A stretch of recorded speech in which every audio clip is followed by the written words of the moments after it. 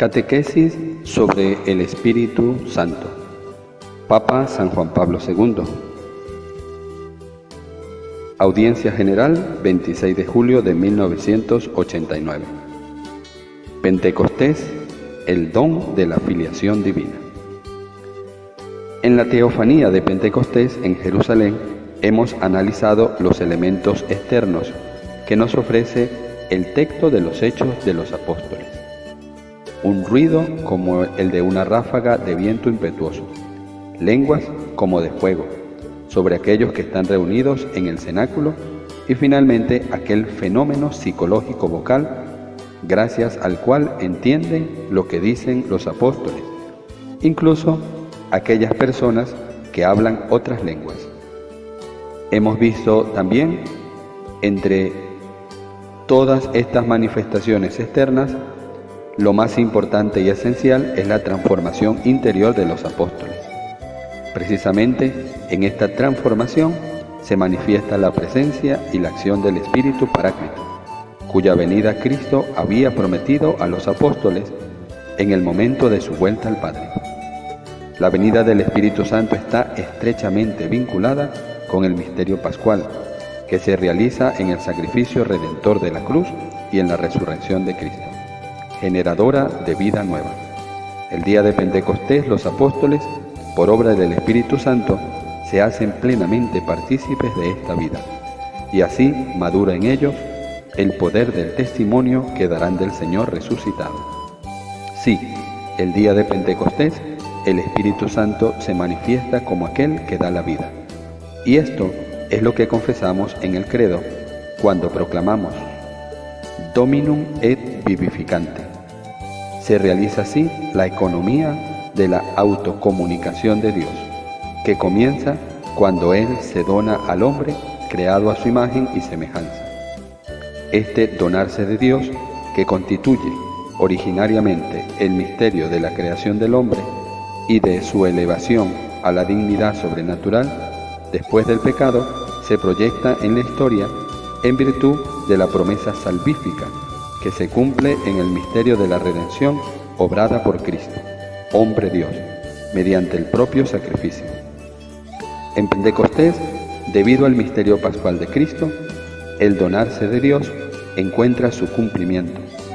La teofanía de Jerusalén significa el nuevo inicio del donarse de Dios en el Espíritu Santo.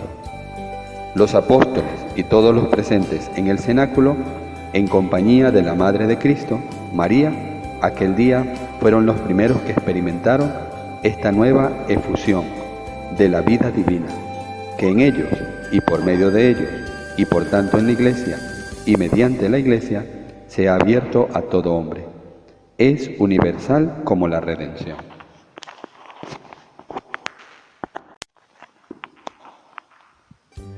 El inicio de la vida nueva se realiza mediante el don de la filiación divina, obtenida para todos por Cristo con la redención y extendida a todos por obra del Espíritu Santo, que en la gracia rehace y casi recrea al hombre a semejanza del Hijo unigénito del Padre. De esta manera, el Verbo encarnado renueva y consolida el donarse de Dios, ofreciendo al hombre, mediante la obra redentora, aquella participación en la naturaleza divina, a la que se refiere la segunda carta de Pedro, 2 de Pedro 1:4. Y también San Pablo en la carta a los Romanos habla de Jesucristo como aquel que ha sido constituido Hijo de Dios con poder según el Espíritu de Santidad por su resurrección de entre los muertos, 1:4. El fruto de la resurrección que realiza la plenitud del poder de Cristo, Hijo de Dios, es por tanto participado a aquellos que se abren a la acción de su Espíritu como nuevo don de filiación divina. San Juan, en el prólogo de su Evangelio, tras haber hablado de la palabra que se hizo carne, dice que a todos los que la recibieron les dio poder de hacerse hijos de Dios, a los que creen en su nombre. 1:12. Los dos apóstoles Juan y Pablo fijan el concepto de la filiación divina como don de la nueva vida al hombre por obra de Cristo mediante el Espíritu. Esta filiación es un don que proviene del Padre, como leemos en la primera carta de Juan. Miren qué amor nos ha tenido el Padre para llamarnos hijos de Dios, pues lo somos. Primera de Juan 3:1. En la carta a los Romanos, Pablo expone la misma verdad a la luz del plan eterno de Dios, pues a los que de antemano conoció, también los predestinó a reproducir la imagen de su Hijo para que fueran Él el primogénito de entre muchos hermanos. El mismo apóstol, en la carta a los Efesios, habla de una filiación debida a la adopción divina, haciéndose predestinado Dios a ser sus hijos adoptivos por medio de Jesucristo. 1:5.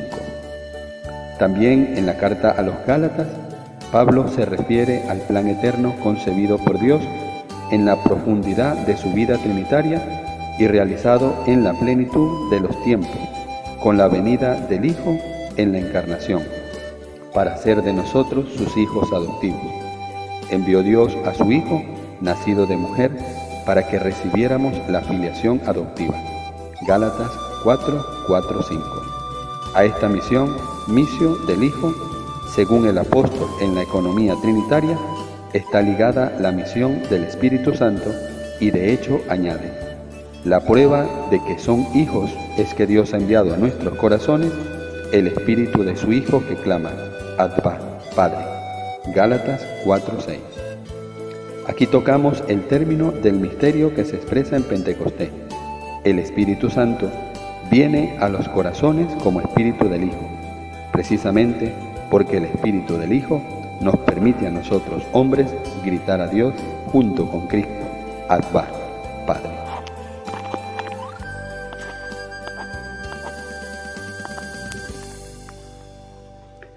En este gritar se expresa el hecho de que no solo hemos sido llamados hijos de Dios, sino que lo somos, como subraya el apóstol Juan en su primera carta, Primera de Juan 3:1. Nosotros, por causa del don, participamos de verdad en la filiación propia del Hijo de Dios, Jesucristo. Esta es la verdad sobrenatural de nuestra relación con Cristo, la cual puede ser conocida solo por quien ha conocido al Padre. Primera de Juan 2:14.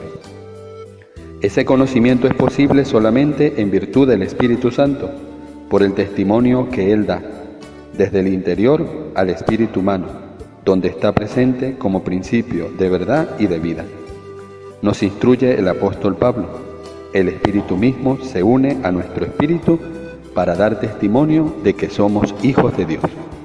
Y si hijos, también herederos, herederos de Dios y coherederos de Cristo. Romanos 8:14.